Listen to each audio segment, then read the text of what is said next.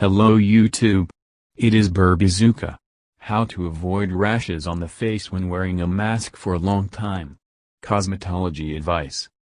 Doctors cosmetologists described in detail how to wear a protective mask to avoid problems with the skin on the face.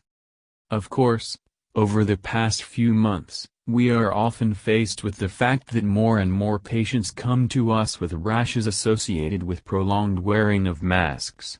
There has even appeared a special comic term for these rashes, acne, experts say.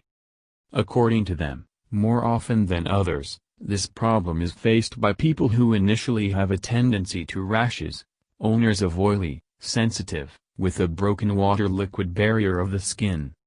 First of all, experts advised to regularly change masks, even reusable ones, and wash them every day.